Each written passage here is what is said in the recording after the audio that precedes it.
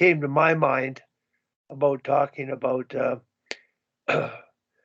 yesterday. I did a mission statement session with 7 American coaches, and it was initiated by a company called Power Play.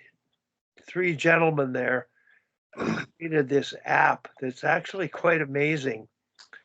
There's 2 aspects to the app. One, where you can access all kinds of drills and ideas and whatnot. And I think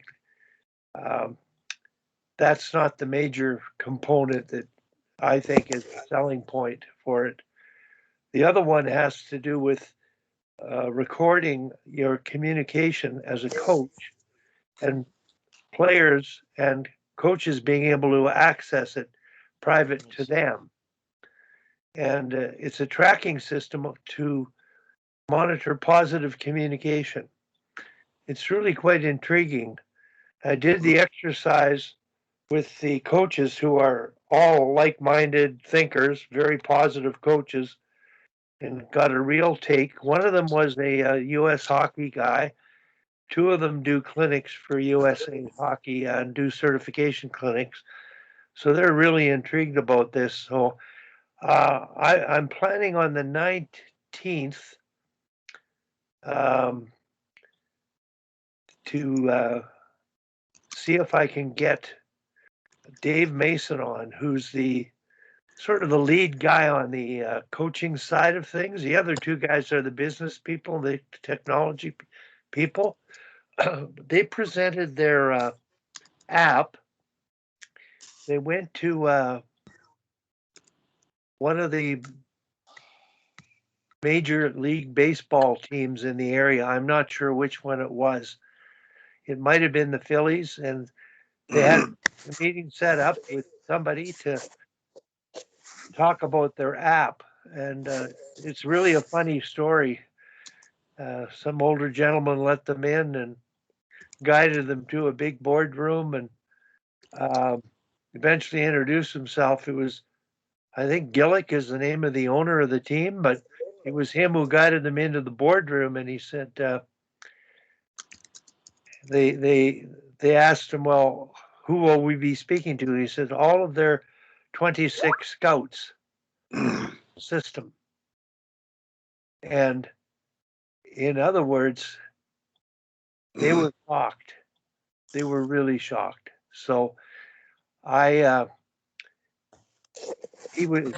this is a gentleman who's created the app, said they carried out their conversation and talked about it and what they were doing. And part of the app that intrigued me most was the communication side and being able to track the communication of the appreciation of the parents and the commitment of the players in terms of their responsiveness, their and the coach's ability to communicate.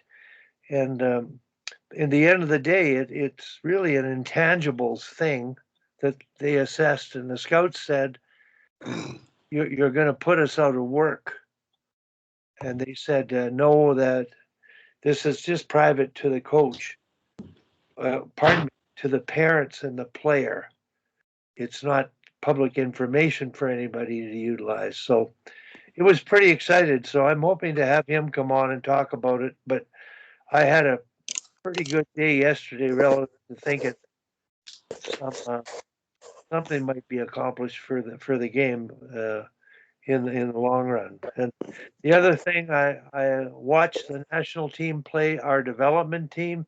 Sat with Carla McLeod, got lots of insights from her. She's taken on the U of S job, and U of C, Wally. Yeah, U of C. I'm sorry. Thank you. Never mind those bastards from Saskatchewan. Yeah. Well, I had to go to. I still haven't contacted Sask Hockey to apologize for Darryl Belfry's reference to Rubber Boots, Saskatchewan, but I intend on doing it. So, oh, Tim, you've got your hand up. Yeah, sorry, I've also got my mouth full. I'm trying to have my breakfast here, but I just put in the chat. I don't know if anybody noticed, but And Wally, was there any discussion with your coaching app person about privacy concerns? Like, I would imagine that in order to use an app like that where you're recording people, you would have to get written consent from all the parents and all the coaches and anybody you interact with while you're recording.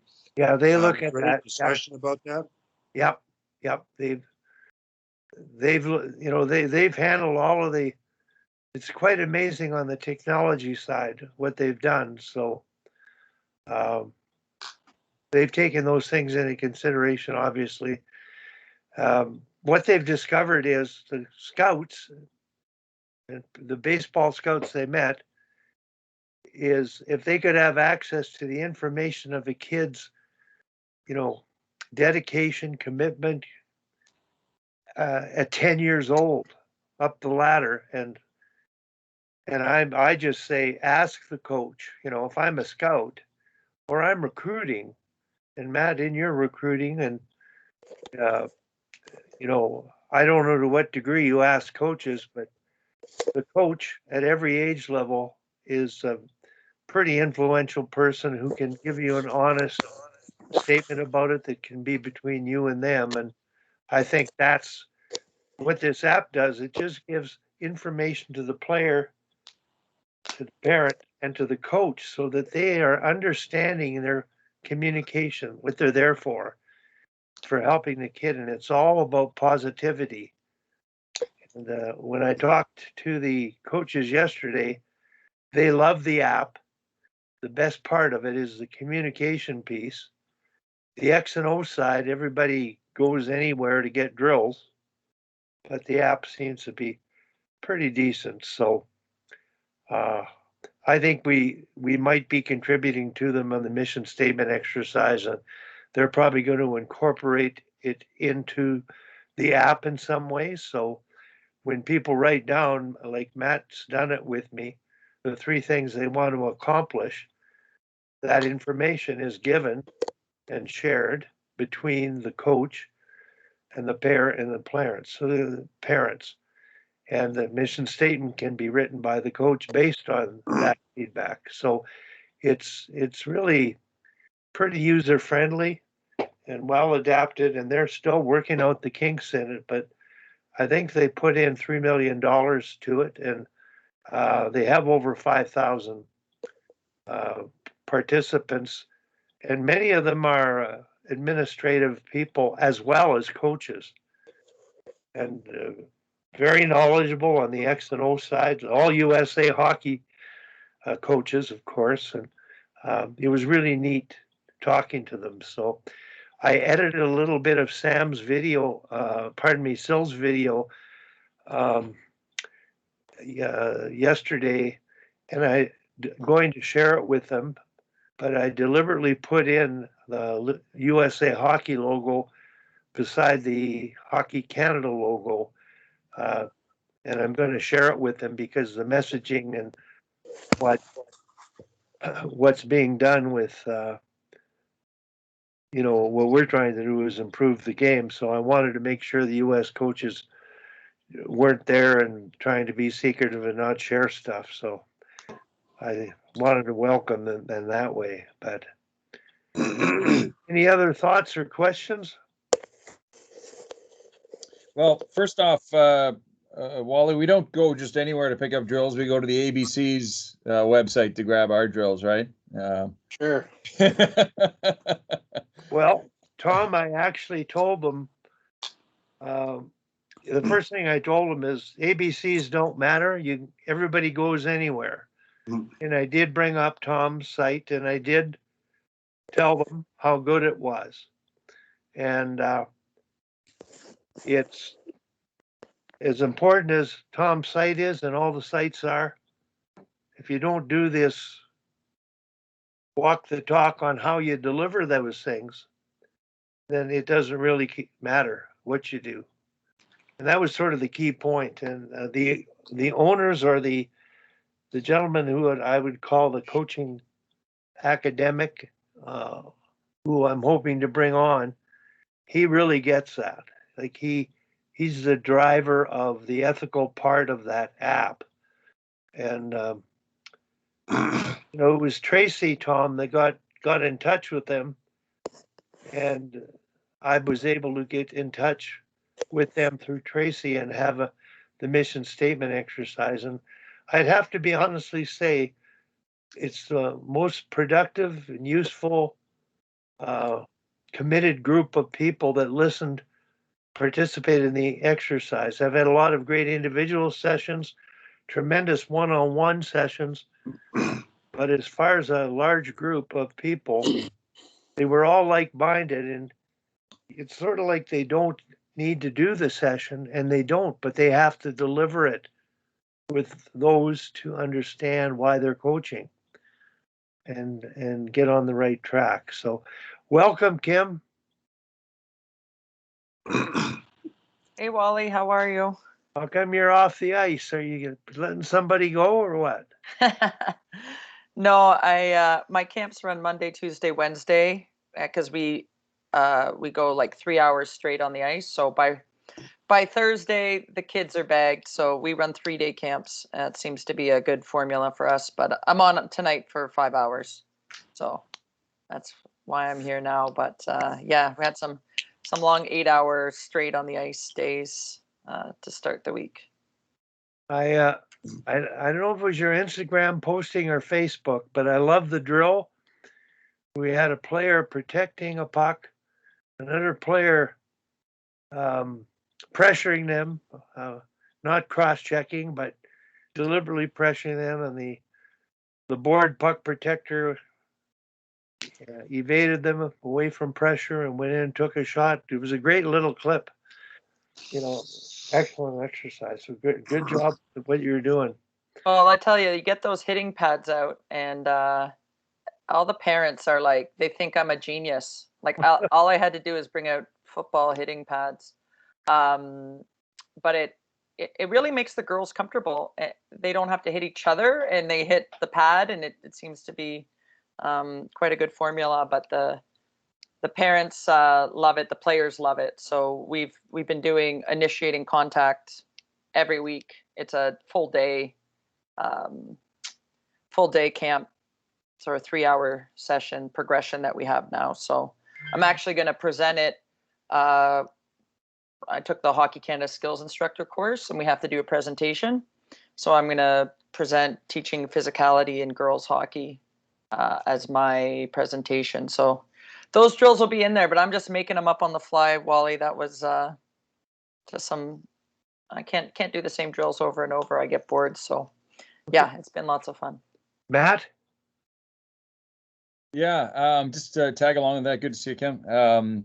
So we've had the ice twice a week for the last few weeks, but we didn't have enough players to make it like we have 5 or 6 players, and we wanted a few more. And so we've actually invited those members of the Queen's men's team that are in town to come on the ice with us. So we're doing combined drills with the men and the women right now. It's sort of about maybe 12 skaters and 2 goalies, about equal per gender. And we've had some battle drills, and it started off where the guys were kind of easing up, and we knew, like, we didn't want them doing open ice hits or anything like that, but they were really easing up, like to the point where it was almost embarrassing how soft they were being. And I had to pull them aside and say, look, like, they're not going to break. And in fact, I wouldn't mind you guys, having a little bit of pressure on them, and don't be afraid to make them earn it. Right. So it's actually, and I've found in the last 2 or 3 weeks, our players, just from the pace and just having to battle through, trying to get through a guy who's 6'3", it's really improved their own battle mentality.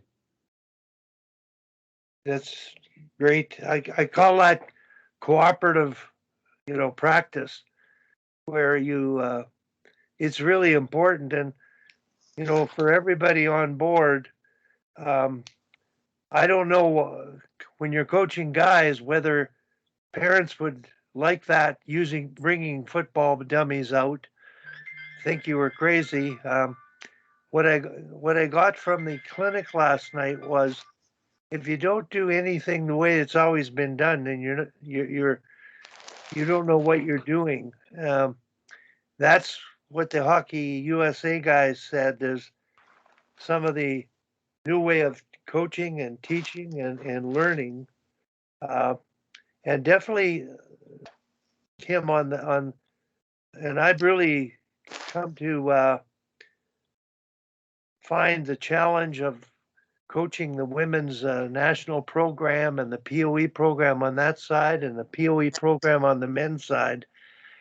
There's just an absolute disconnect between respecting the differences and the challenges of being able to coach females and accomplish what you want and males. And boy, it's another topic, but Well, Wally, I can jump in on that. I was chatting with another coach who he coaches his daughter on Lee's side, on the girls' side and on the boys' side.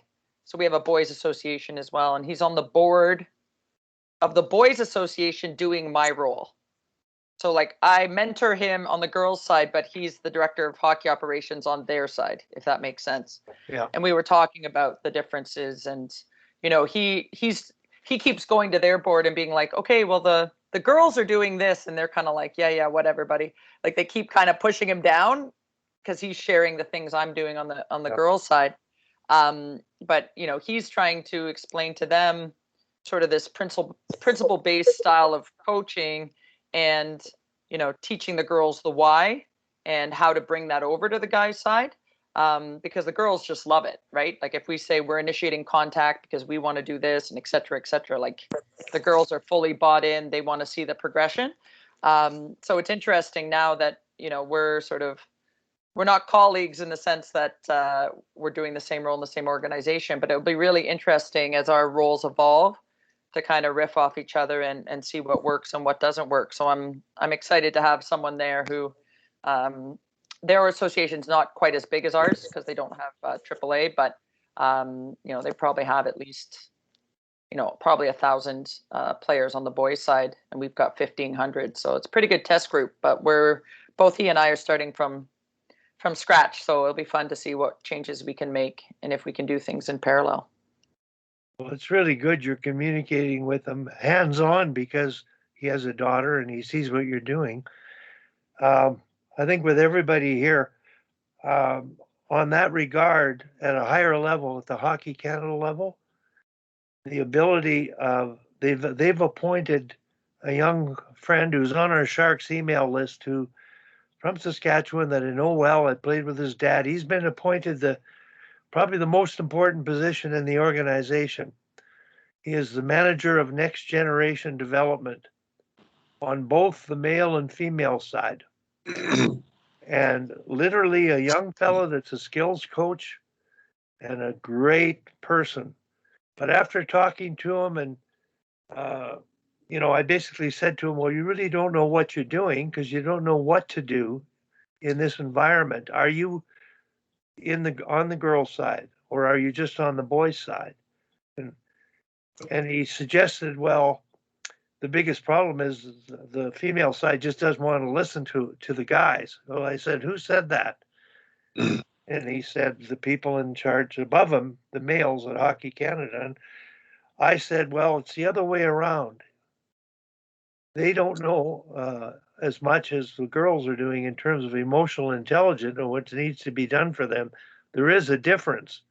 And that's why their program needs to be dealt with in a different fashion. And the men can have a lot to learn from it. So I've really,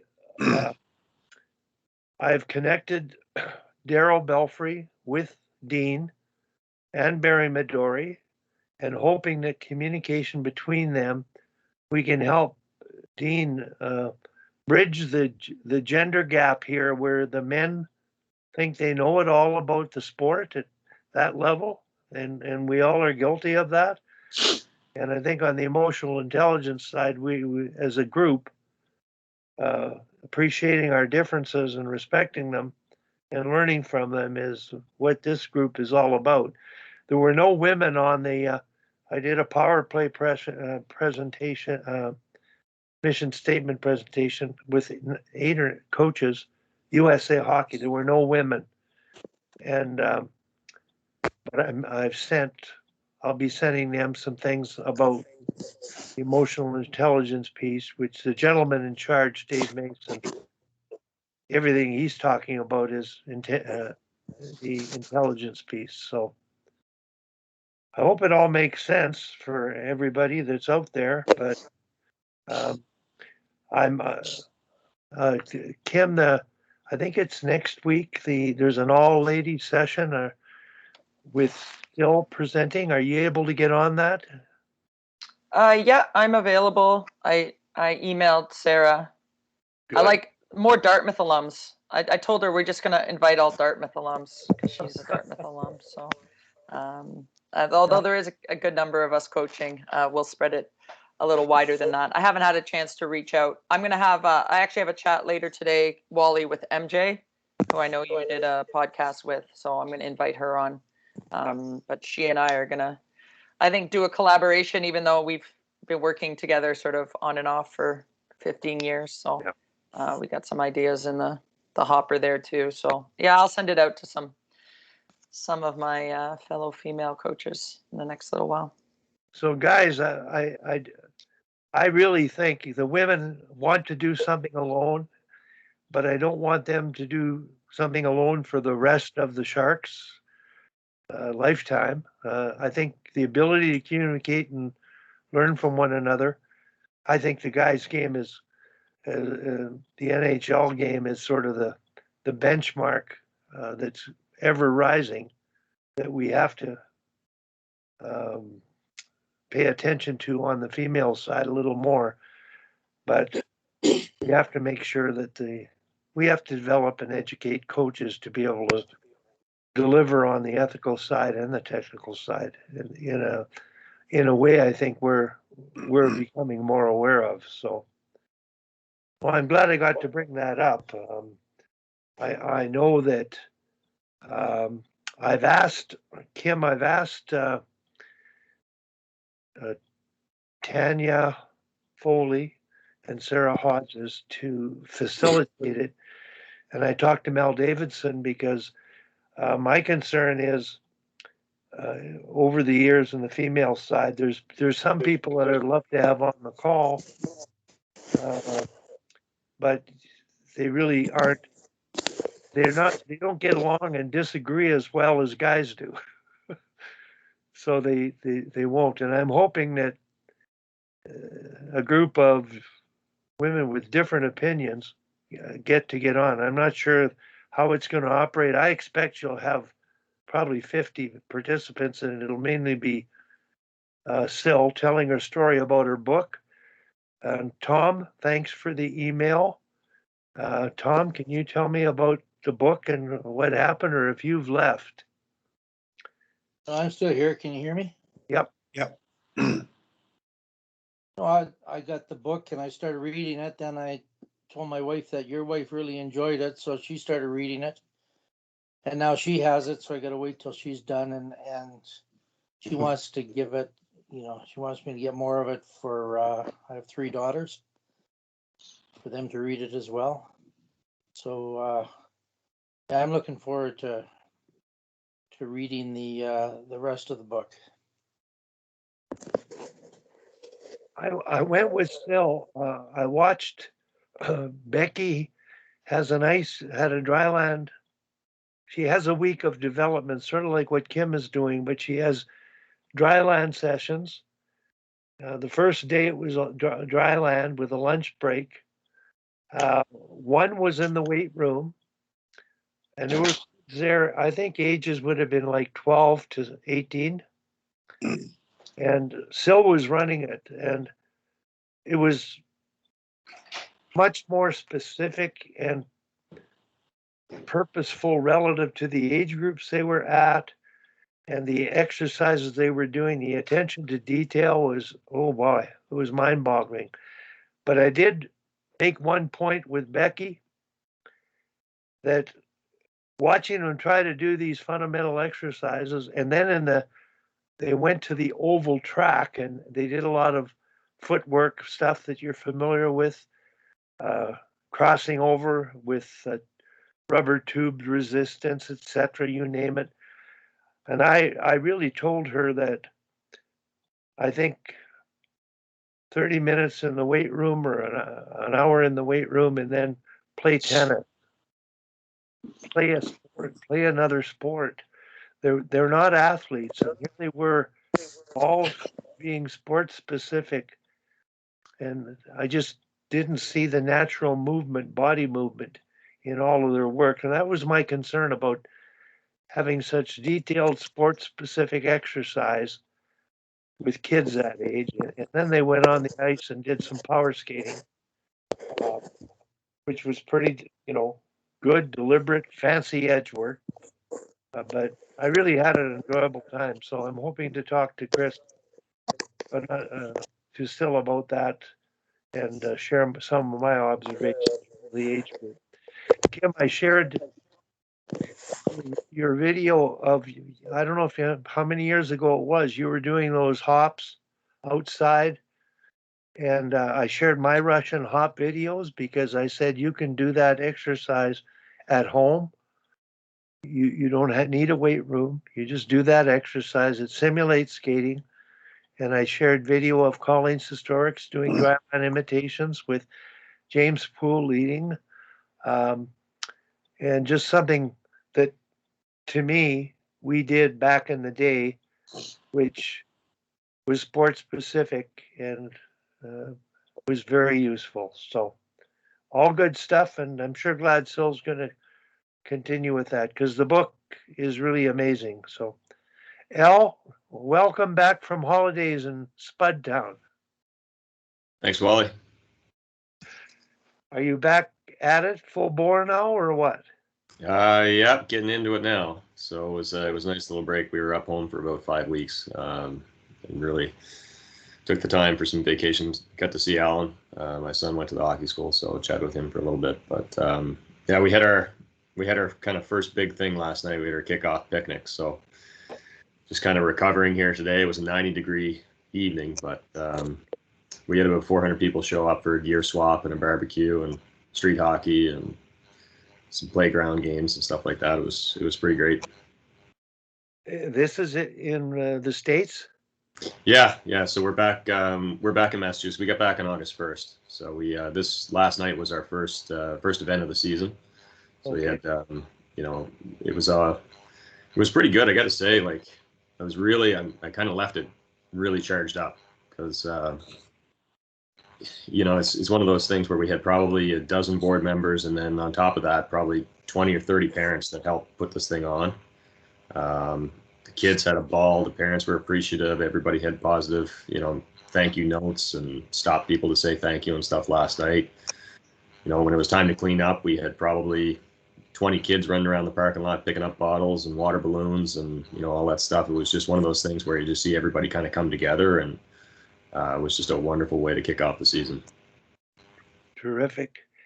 Al, I know you've been approached by Power Play and their app, and your board wasn't quite ready to take it on, but I did a mission statement exercise with, I think, 8 of their coaches last night from all around the United States, one from Alaska, you name it. And the part of the app that was most intriguing for me was a parent player coach communication part. And the mission statement exercise, you've done it already with them by having that outdoor party and the camaraderie and the enjoyment. You might have got the wheel turning for trust and respect for the season, but I was sort of thinking of you being on that call last night. There was a gentleman from USA Hockey, and they're all coaching fairly high competitive levels, and they're all like-minded people. From using that app, they think that way. They think about the intangibles and the life skills you're learning and need to have to be a better athlete. And it was quite amazing. So I know Kim, Tracy's going to talk to you about it and experiment, about the possibility of experimenting with that app. I would say it may not be as essential in the women's side, but it is, having been through problems with Tom in girls hockey Calgary, the mission statement exercise and that app being a physical day-to-day, practice to practice, game to game, hands-on communication, interaction between coach, parent, and player allows communication to happen. So, Wally, I already spoke to Tracy about it sometime last week. I don't know. All the days are rolling together for me. But we are doing a mission statement exercise at Leaside. It'll probably be, I'm just organizing the details. I don't know if you're familiar with Beth McCharles, but she was out west with Hockey Canada. I think she was with the Next Generation team. She might have been with U18. She's a mental skills coach at Ryerson. Anyway, her sister's a coach at Leaside. So she's going to help me facilitate the mission statement exercise because she's done it for years in her own practice. So it'll be nice to have another female involved and not have me be the only talking head for all our coaches. So we're just sorting out dates. She's just gotten back from Hockey Canada stuff. So it'll be fun to have her involved. But I spoke to him about the app and some of the testing they're trying to do. And yeah, we'll see if we can get it rolling. I got lots of plates to juggle right now and not enough helpers yet. So I'm not sure that we can get there quite yet, but we'll see. Always open to looking into it. listen, for everybody here, when you're doing the course conductor clinic, and I had these USA coaches on, everybody that comes to coaching clinics just wants to get their accreditation and get the hell out. And if they come to the clinics, what do they want to get out of it? Well, they want to get X's and O's. They want a power play. They want a breakout. They want D zone cover.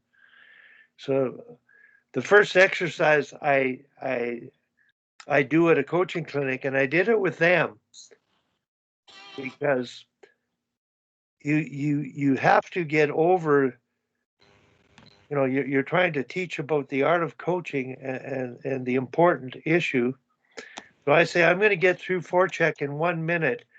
This little exercise where you hold your hand up in a claw, you can see my hand.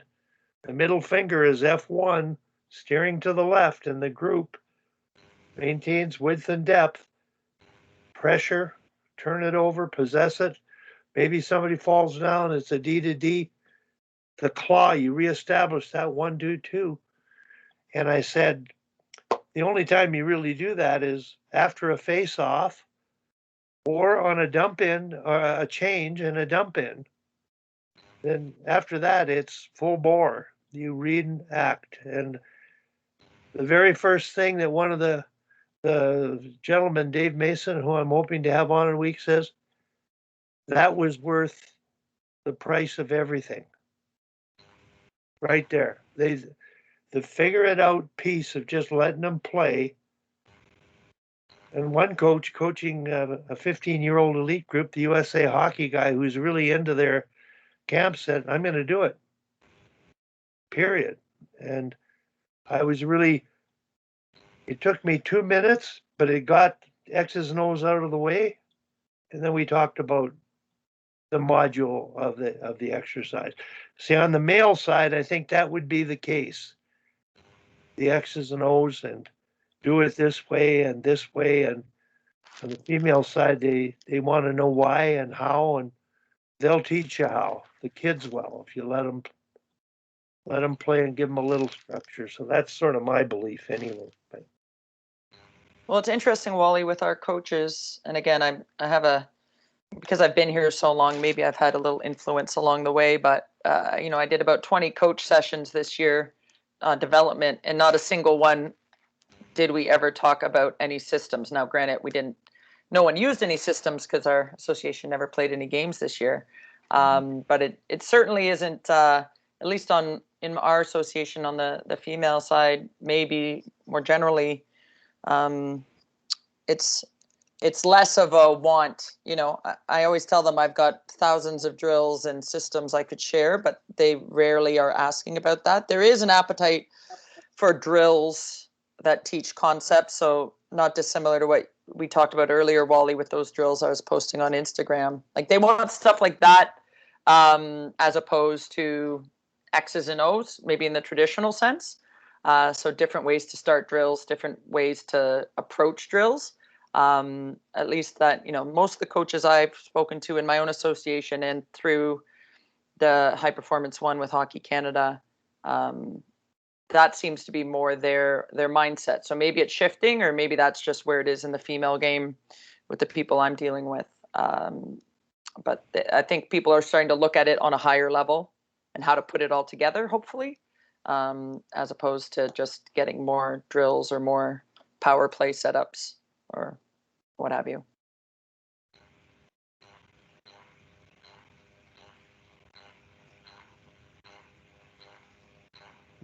You're on mute, Wally.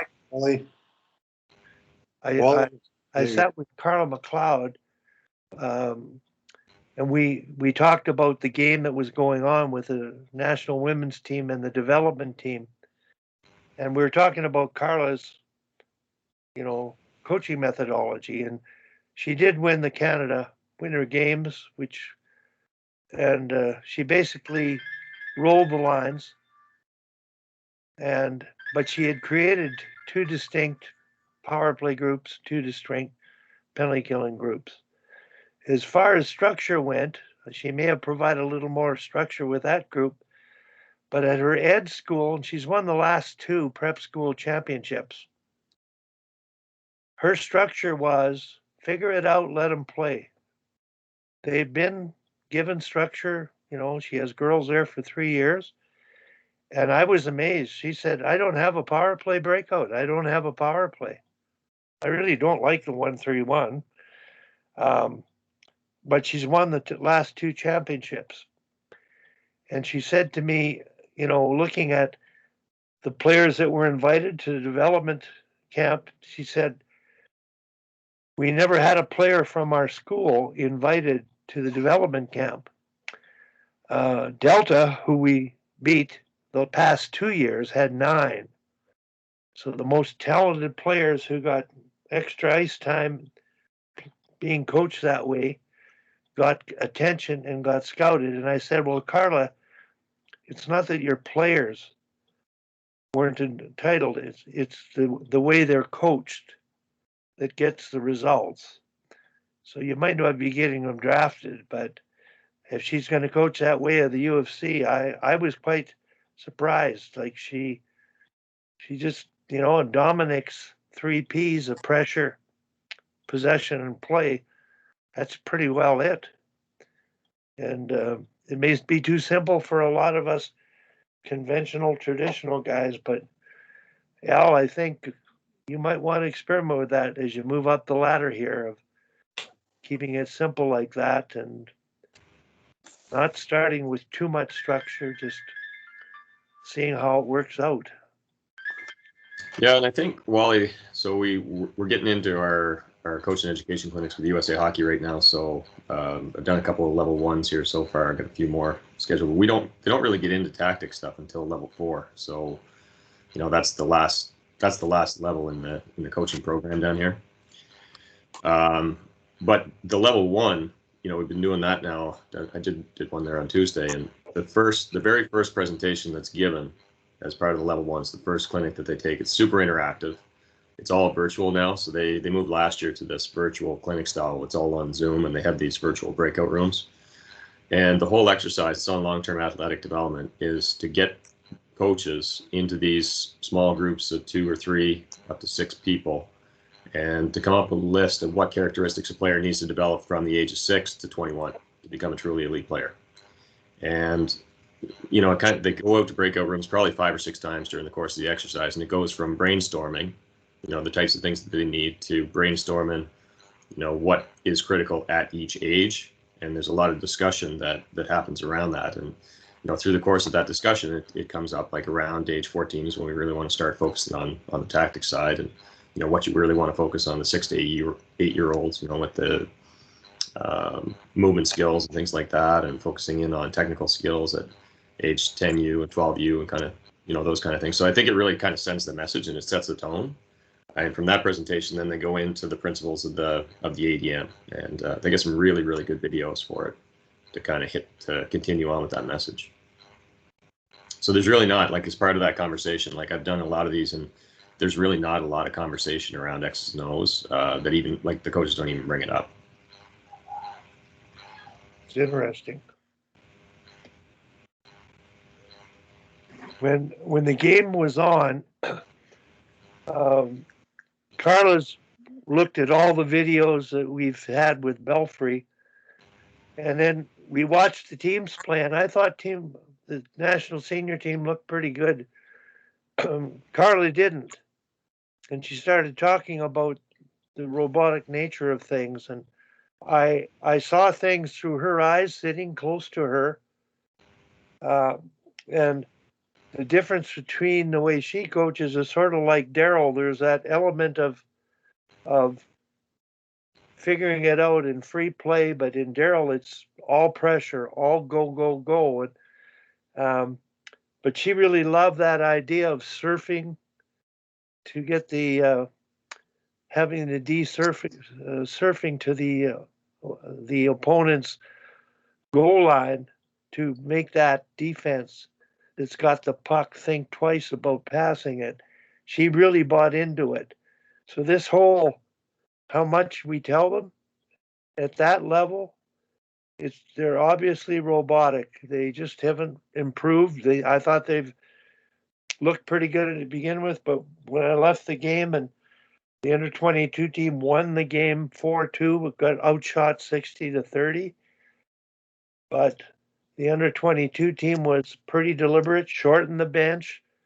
One of the girls, Sarah Decky, who played with Hockey Alberta, she got 6 shifts in the whole game. Wozni wasn't invited to the camp. So when they're shortening the bench on both sides, they double shifted some players on the national senior side, and they shortened the bench. To me, it's not a development camp anymore. They're coaching to win. And if you don't give people a chance to develop, you can't evaluate the U22 kids. How are they going to ever be trusted to play those situations if they don't get a chance to do it? So that philosophy of what we lived with for 10 years, from till 2010, is being changed according to the discussions I've had with certain people. And I don't know how far it's going to go, but it's got to be, those camps are development camps. And you got to play everybody. You can't try to coach to win in those games by shortening the bench too soon. And I don't anticipate they're going to have a successful result at the Worlds this year. In fact, from watching games so far, I'm preferring to go and watch the B pool than I am to watch the A pool, because I know what I'm going to see, and I know what they're going to do, and I want to see the B pool and to see how these Canadian coaches can influence the game with their players, especially being involved with some of these thoughts. So Wally, based on who you were sort of surrounded by or chatting with, like, what do you think were the big things that you think Canada needs to improve on? Like, in terms of the type of style or the type of player, like, based on your experience, like, where are the holes, or what are they missing to be able to, compete with, the best team out there, who shall not be named?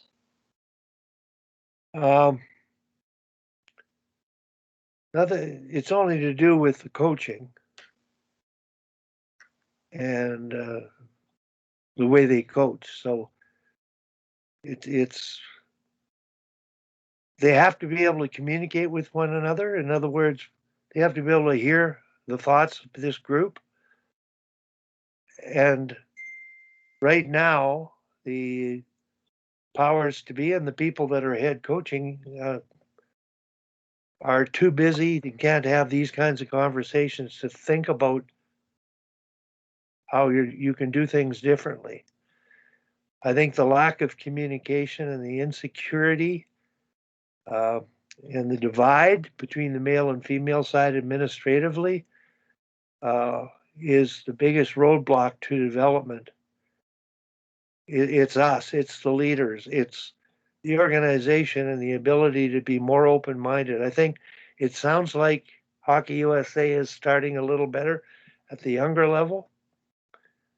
But when you see the shortening of the bench at that level at development camps, and all 2 out of 3 of the coaches, male coaches with very little female coaching experience, they don't know what to do. I know what I would do. I would like to share ideas about what to do, and I think I at least have an opportunity now with Dean, connecting him with Daryl, to maybe get the word out so there might be a ripple effect of influence. But there's no magic wand. It's really got more to do with trust and respect and communication. Doesn't matter if you're the coach on your team and your parents and your player. The ability to have what Al Ramsey had, 400 or 500 people in team building like that, building that relationship. If that isn't going to happen, then you do things the same way and expect better results. That's insane, and that's the problem. So sorry, Kim, I can't say, well, we have to do more on this and more on that. It's you got to discover and change the way you do things and do things differently and be open-minded and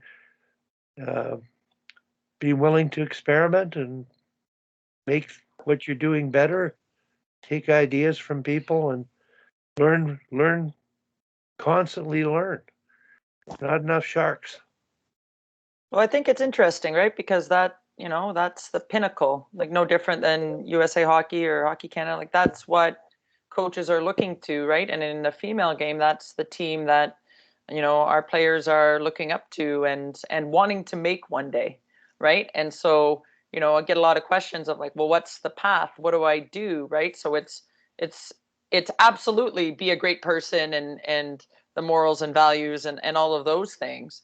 You know, but I think it's the top down and it's the bottom up, right? And I'm at the other end of the spectrum with the younger kids and the families and the parents and the coaches who want to help players get there, right? And so I recognize there's no secret skill or, you know, secret ability other than maybe being able to score goals, but I'm not even sure that's the secret sauce, you know, that gets you there. But, you know, I think people see the way things are done and, you know, they question them, you're questioning them. I think that's great. You know, but I would love to see, you know, a little bit more of a, it seems, and again, this is as an outsider, it seems like there's, you know, the elite, and then the rest of us are sort of left to our own devices. And I don't mean that in a disrespectful way, but it seems like a little bit like of a secret society up there, and we don't know how to get there. And that's no one's fault. I'm just saying from my side and from the parent side and the player side, that's how it seems, like a little bit of an ivory tower. And I don't know if that's good or bad. It's just an observation. But it doesn't help people figure out how to get in there or how to get up there if there's no communication or no plan coming back down the mountain. Well, I think what happens when you're in an executive capacity or a position of authority, like a coach, you think you know everything and you're used to doing things your way, and that's the way you've always done it. And I think that's what's happened in that organization. And it's natural. It's happening in many corporate organizations. And I just the typical leadership stuff you're trying to do, where you can build a, you know, authenticity in terms of communication. It's the elite thing right now. Minor hockey is breeding the elite separation by double shifting their best players. So what Hockey Canada's do is, if they're doing it at the under 18 level and double shifting those players at development camps, they're not personally improving to become more complete players. You know, there's a time to manage the bench to win the medal, and but It's not at development camps. And I don't believe it even is at the World Championships with Team Canada. You want to look at some younger players and give them some exposure.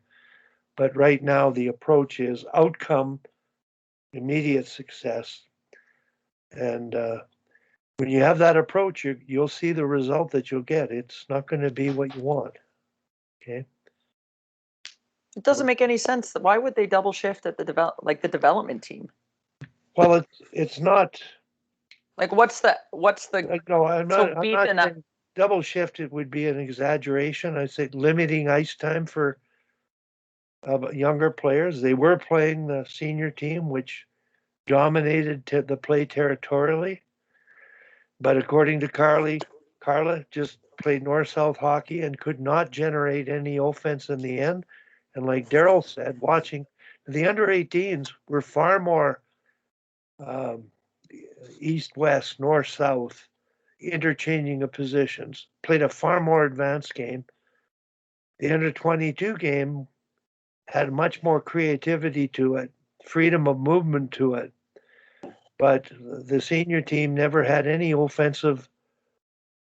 It was one and done in the offensive zone. It was north-south, typical sustained attack, direct attack, some triple drives, but no delays, no scissoring, no cycling, all conventional stuff. And I think the games, if you, without using those terms, kids will do that if you let them. At younger age level, like what Daryl's doing, it may prevent his daughter from getting involved in the program, but I think the game has to be ready to take the game that far and change the way it's played. But we'll see. Well, one thing that came up in the clinic last night for everybody, and I said Tampa Bay gets it right. Trust and respect. Their team picture, all 100, close to 100 employees were involved in the team picture post game. And we talked about it last night, and American team, the respect of the entire organization and everybody in it and the roles they do. If that organization is walking the talk, like we're trying to get our small associations to do, you get those results. And it's not that you're going to win every time, and that's not why you do it. You do it to be just better people in the long run. And well, it's I don't know, Kim, about I think we're in a good place doing what we're doing where we're doing it. I'm not nervous about our results anymore and what they're doing as much as I am about trying to influence people to do things better and be more open to learning and open-minded. I think that's all we can do as a group. And Matt at Queens and your team and the success you have, and you can't control that, but you can control the process of how you're going to get there and how you're going to do it. And, it's the outcome is going to override development and character building, and you do it for the outcome for the sake of the gold medal. You might win one when you could win six. Wally, let's let Tom in. He's had his hand up for a bit. Oh, I'm sorry, Tom. Pardon me. Thanks, Tim. Yeah, just when this started, I got a text. I just wanted to share some nice things that happened this morning. I got a text from this kid that I coached in Salzburg, and then he was playing pro, but he had a terrible accident. He lost. He says, but it's so hard sometimes. His name is Corin Conradson, and he got part of his body paralyzed, and he's trying to learn to walk again and everything. So he communicates with me quite regularly when he's really struggling, or sends pictures of, working with a physio, trying to learn to walk again. And then I got a really nice email from one of my girls from Japan. And what had happened is she was a nurse in Japan, but they won't let her nurse in Canada until she she's got to go to university here. So anyway, Satan really didn't have anything for her. So she got into somewhere in Ontario. She didn't say the university. And I don't know if she's going to play hockey or whatever. She's unbelievably fit and can skate. Not a lot of hockey sense, but great penalty killer and, you know, forechecker and all that kind of stuff. And she was just thanking for me for the support and the team for the support and stuff like that. And that, I just want to throw that in. That's kind of what coaching is about, is when you leave them, you know, did you leave them with something? No, that's good. That's, that's what it's all about. And, it's nice to stick your chest out when you do win the gold medal and you do win a championship, but the real rewards come in the appreciation of all the kids you've coached over time. So good example. And I'm really looking forward to the B pool games, Tim. And I think that part of the pool would be a much more even plate in terms of having time to get together and prepare. And I'm just looking forward to that. But myself, I really believe that any one of those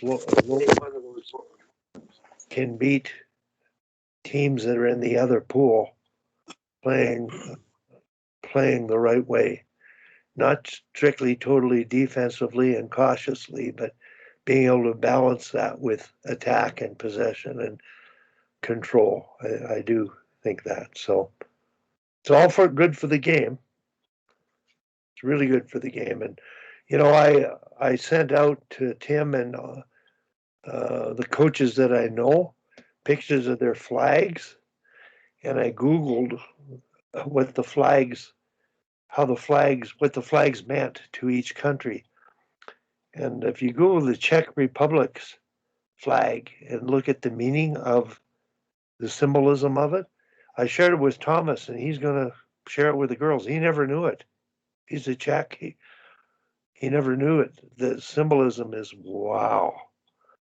Hungary's is sort of a historical one of suffering through wars, and the colors represent certain things. And so I asked Carla McLeod, who's going to be broadcasting on TSN, I said, as a history teacher, I would find this an interesting piece, talking about each country's flag and how what the flags represent for them. And she said she's going to entertain it, so we'll see where it goes.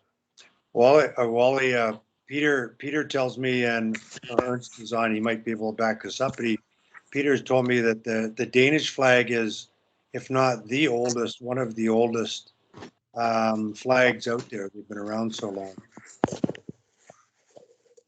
Yeah, it's interesting. Ours is so new.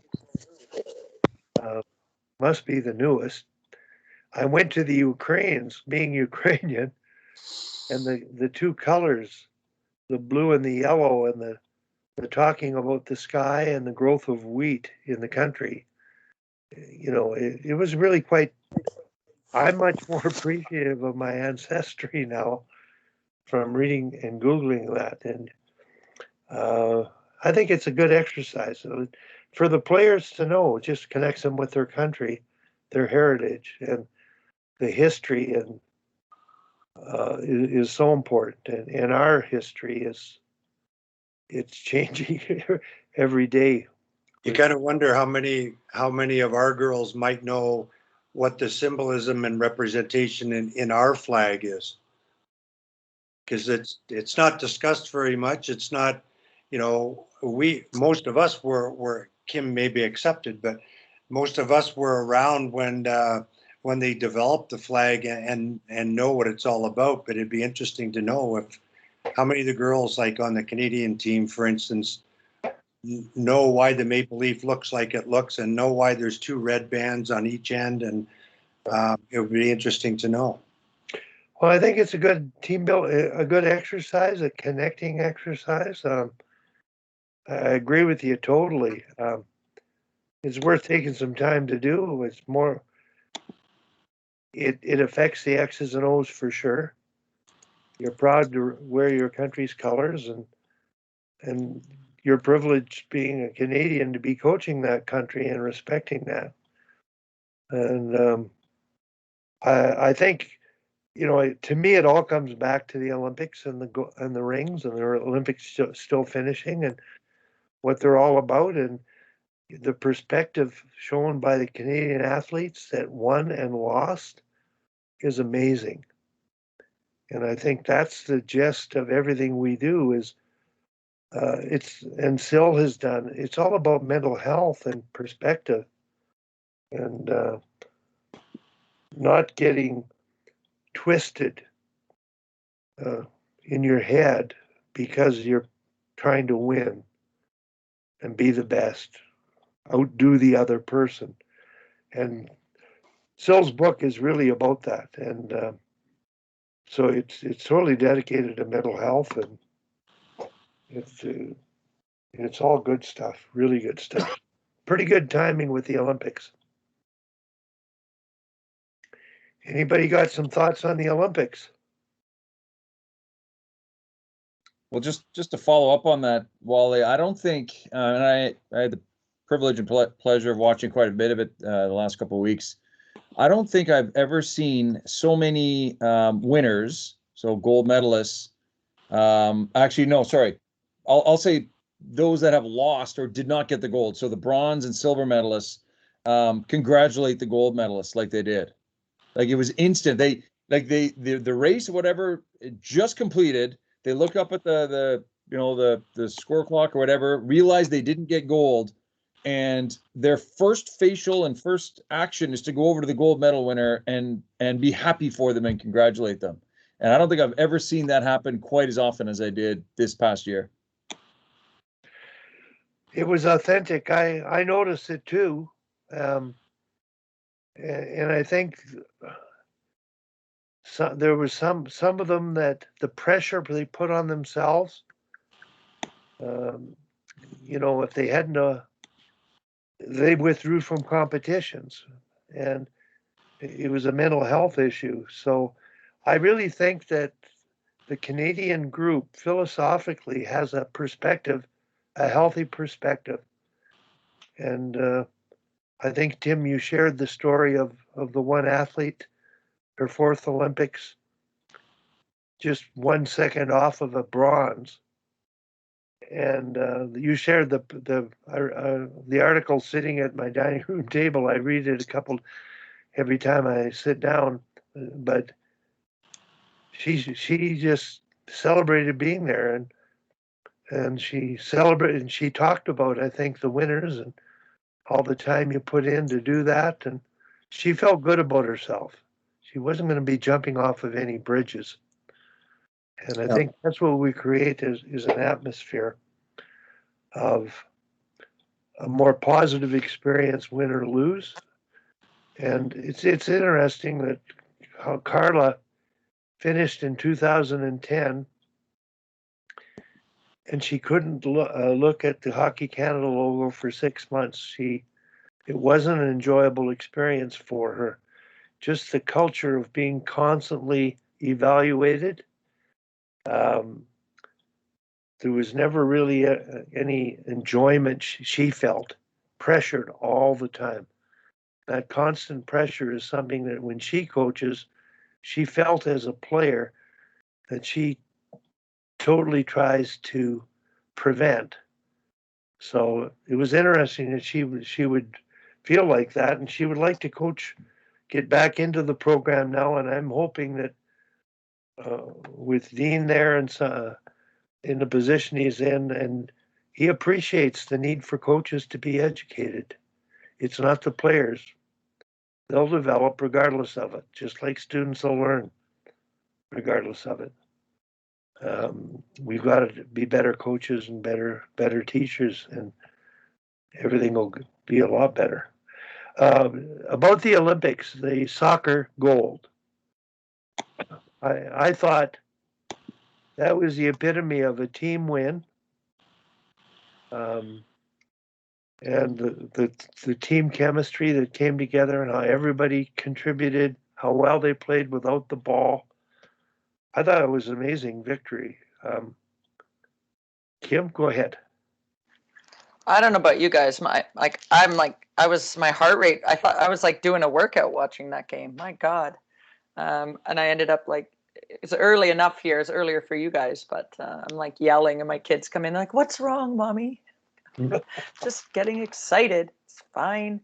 But I loved it, for a lot of reasons. It reminded me a little bit of the Olympics, the hitting the post and scoring 2 goals late, like how badly they got dominated in the first half, and even as a spectator, who's used to be a pretty proficient soccer player, I'm like, oh man, we're in trouble. And just the way it turned in the second half, and the way the coach made the changes. I really, I didn't know a lot about the coach of the team for Canada, and I did a little Googling of her after, and she's got a really impressive story too, pretty young and accomplished, and a mom, and I thought that was a pretty neat angle as well. So, but yeah, those penalty kicks, I was screaming at my computer watching those.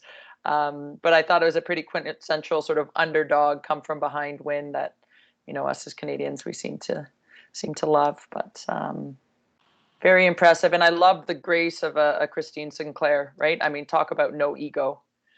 I could see maybe some other players who are, have been the best player in the world for a long time getting taken off, and maybe not being able to show the grace that she did, and that for me was really amazing. Because some coaches would just leave her out there because of who she is and what she's done, and that was a big change, taking her out, and I think it sent a really great message for generations to come.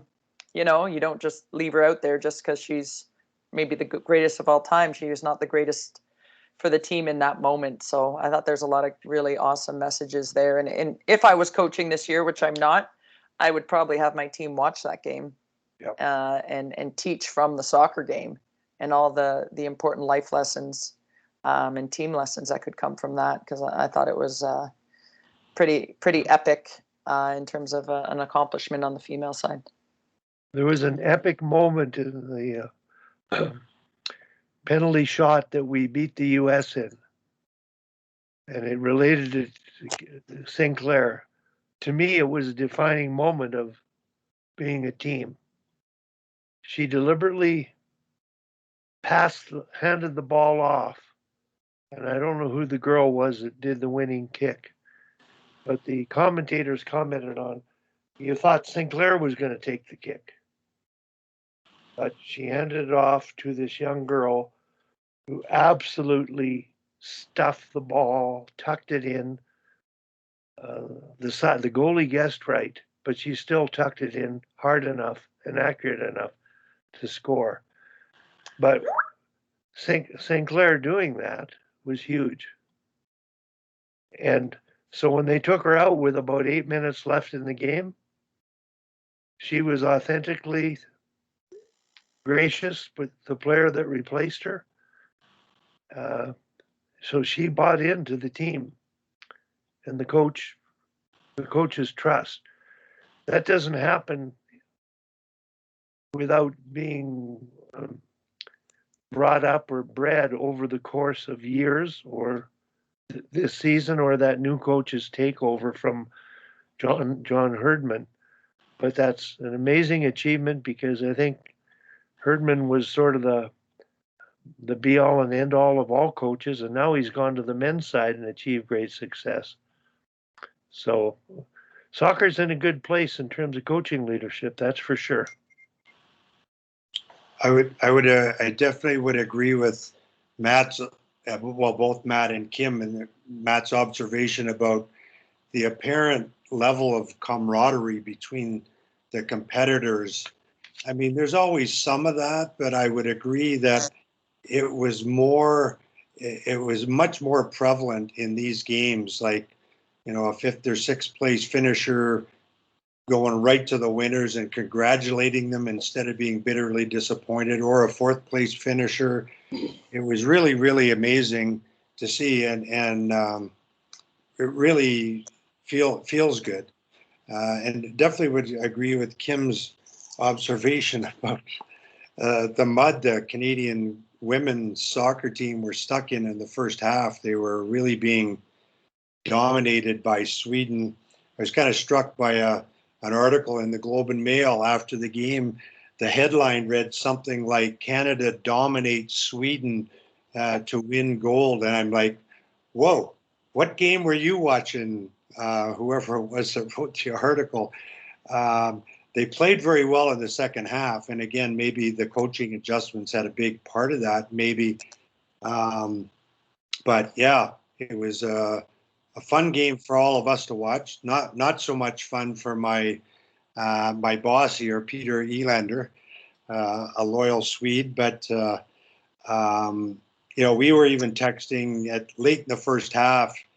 I just was commenting how stuck in the mud they were, and Peter said, "Yeah, if Sweden gets the next one, the game's over.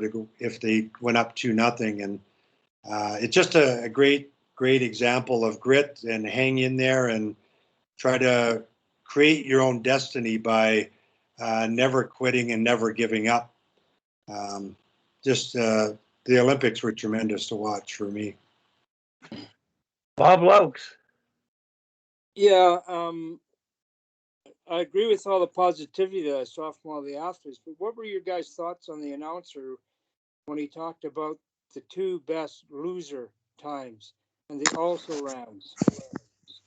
How did that strike you guys?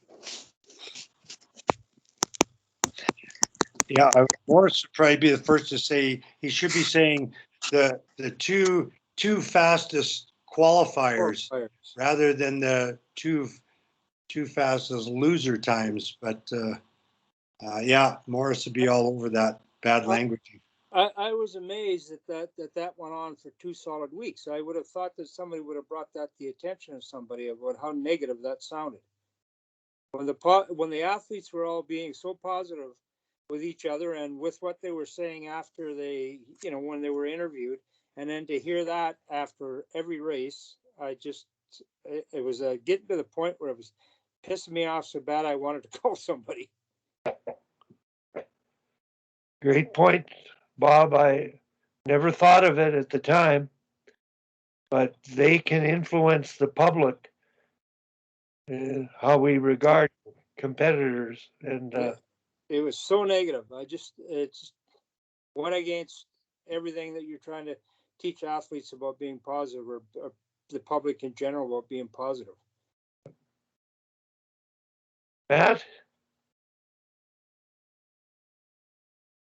Yeah, I was just sort of reflecting on the fact that here we are in the gold medal game, and we've got two countries participating that are classically known as winter countries, right? And so when you look at a sport that we can only play outside effectively, other than maybe in parts in BC, for a part of the year, and same with Sweden, I found that really interesting. And so I was trying to think about why that is, and maybe it could just be a period of a cycle and dumb luck for those two countries at that time. But then I was also wondering, do we have a situation where we've got countries that in order to play the sport year round, you're shoved indoors into hockey arenas and into smaller spaces, and the theory that, players that play futsal and smaller area games become bigger or better on the bigger pitch. Then I was also starting to wonder if, where Sweden and Canada might fit with respect to their gender equity and sports, and maybe they're putting more money from an equity standpoint into their female games than some of the warmer climate countries. I don't know, and I don't know if anybody has any thoughts on any of that, or why that would be, or if I'm way off the mark on any of those. But I thought it was an interesting observation that effectively we got two winter countries participating in soccer in the gold medal game. Your mic, Wally. I really respect what you said. Gender equity in the South American climates, who knows what they're doing relative to their athletes and their sports. I know some of them competed fairly well in volleyball, and who knows what's going on politically relative to the funding. I'm just saying in Canada, the funding is equal, male, female, athletically. So I'm talking about the women's team, the men's team, but particularly in athletics, female athletes are winning more gold medals than male athletes. That struck me for the first portion of the Olympics. And I've always felt, having coached girls, that their ability to be coached, willingness to be coached, and want to understand what they're doing, and to connect with the why of what they're doing, it, the camaraderie factor of the opponent, being a partner in the dance. There's a lot to be learned from the women's side in Canada, and if the Olympics are in Canada specifically are the best example for the male side of sports administration and delivery, coaching. There's something to be learned here. It's not accidental. So I thought one of the other interesting things that sort of came to the fore is sort of the advent of the and the rewards being reaped, if that's the correct word, by the talent identification programs. Australia kind of made it famous when they learned they were going to host the Summer Olympics, and they did this big scientific talent search program and had one of their best Olympics ever, and they've really carried on that. And Canada created the Own the Podium program, and RBC's got that talent identification program going now. And really interesting to see, like, the female cyclist from Alberta who won the last gold medal there. She wasn't even cycling 4 years ago, and 4 years later she's a gold medalist. And same with the fellow who came in 5th in the decathlon, was identified 5 years ago as a potential decathlete, and this was his first Olympic Games. He finished 5th. It's pretty interesting, the science side of athletics. We talk a lot about the philosophical side, but there's also that science piece that was really sort of front and center again in this Olympics.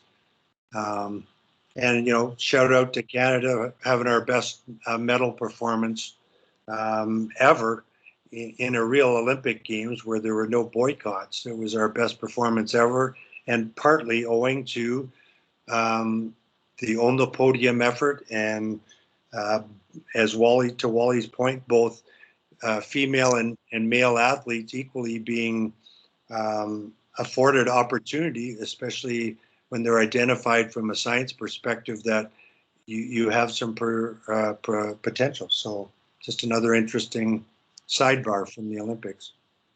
it's interesting. So I just edited it. I'm going to share it today. The fatigue at the U18 camp, and Bob, you pointed that out, and Sil commented on the lack of respect for sports scientists. She said she would like to talk to the powers to be about the science of the way they ran that camp. And Tom referred to coaches, clinics in North America and Canada are ordeals, where in Europe they're much more healthy. It's not how much you can do, it's the quality of time and what you do. So Sil talked about that, and we have to listen to sports scientists more in our sport when it comes to just energy systems and mental health and what you're trying to do with your program. On the hockey side particular, that's, on the men's side, it's all short term. They come together. The senior team's going to be talented. But on the female Olympic side, you have POE, you have under 18, you have under 22, and we're breeding a culture that's work hard, improve your fitness, test your scores, and you have to evaluate the way they're doing things, and sports scientists have to guide us better in what we're doing. And we have to educate coaches about respecting that. And I think there's a real lesson to be learned on the hockey side here in the female hockey side in particular, because we haven't been competitive relative to the number of players we've had and the amount of money that's been invested. So, Kim? I think Tim had his hand up first, Wally. Oh, I'm sorry. Go ahead, Tim. Okay, well, thanks, Kim. I was just going to interject, Wally, on a positive note there. I did a podcast with MJ this week, which I really enjoyed, and she and I were chatting. She was at the U18 camp, and she mentioned, we were talking about balance, kind of to your point. The Hockey Canada model for years has been anybody that's been involved in the camp. There are tremendous experiences, really, a lot of terrific people involved, but a little bit misguided in that they just run both the athletes and the coaches ragged for the week that they're there. They like to talk about balance, but they're still struggling with finding that balance, as many of us do as coaches. But the one nice little positive story was in the middle of that U18 week, because MJ was working with I think Team White. She said, I didn't say what day. One of the days there were 2 practices scheduled along with their strength and conditioning workouts and everything else. And the strength, she thought it was Howie Draper that made the suggestion, but it turns out it wasn't Howie, because I emailed him immediately after MJ told me this to congratulate him for making a suggestion, like, why don't we cancel practice and workouts this afternoon and have a barbecue with all the athletes and play some fun games and just interact and be social. And in emailing with Howie, he didn't take credit for it. One of the strength and conditioning coaches made the suggestion that the girls were a little flat and tired, and maybe it would be a good idea. And so to Gina's credit and to Hockey Canada's credit, they listened to the off-ice guy, took the afternoon off, had a barbecue, had a big social event with some fun backyard games, and Howie said it was terrific. It was almost the best afternoon of the week. So maybe some inroads there that, some balance is really, truly important, both physically and mentally. So a little bit of positivity there, which is great. And before I turn it to Kim, we've got a coaching meeting here in about 10 minutes, so I'm going to have to slip off, and I'll probably have to stop recording, Wally, but I'll let Kim get in here before I stop.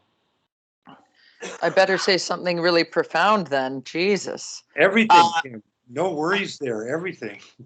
No, as someone, my first, I guess, love is the strength and conditioning side of it. That's actually where I started my business, not behind the bench or doing skills. And I think it's interesting what Wally said, that work hard sort of ethos. And I think with the female athlete, wanting to do everything to the letter. And, I remember myself, you'd get the workouts and you'd say, okay, well, that's just the baseline expectation. I have to exceed that because I want to be better than everyone else, and I think that's very prevalent. At least amongst the players I've coached, it's always, they don't want to do the bare minimum. They want to do double what's expected. And I think when you're talking about the development of speed, right, which I think is something, Wally, you alluded to, sort of that east-west, that explosiveness, right? Not just playing boring north-south hockey. I mean, speed needs a tremendous amount of recovery. If you watch a sprinter's sprint, obviously it's a different biomechanics and different movement.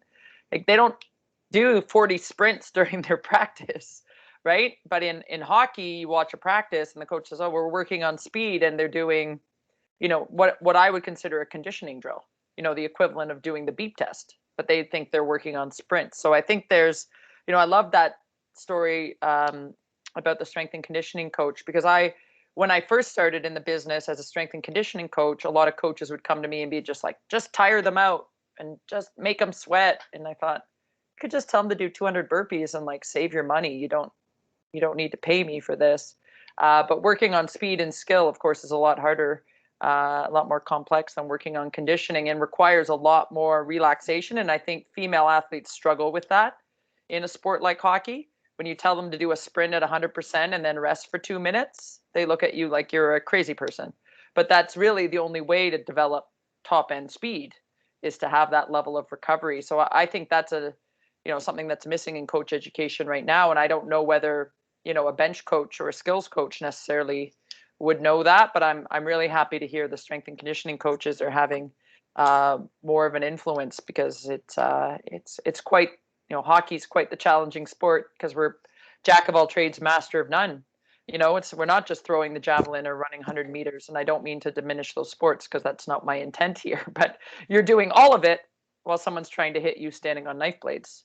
So, I do think the strength and conditioning coaches should have, a very big influence to help on the science side of it, because I do think, at least at the minor hockey level, the kids are just exhausted, and the coaches don't understand the science well enough to make their players faster. They can make them fitter, but they can't make them faster. And I think that's the separation point for the female game that needs to be heightened, at least from the way I see it.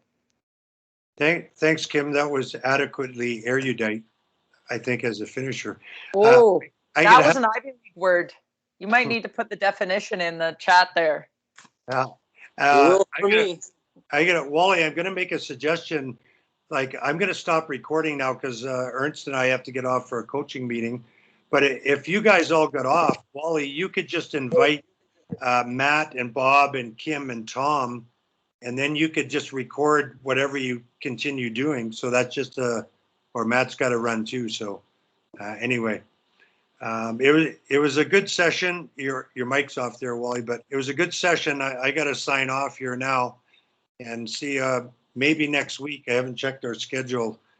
What our schedule would probably be tough next week. We're, I think, practicing, but so have a good one, and maybe see you next week. Good luck to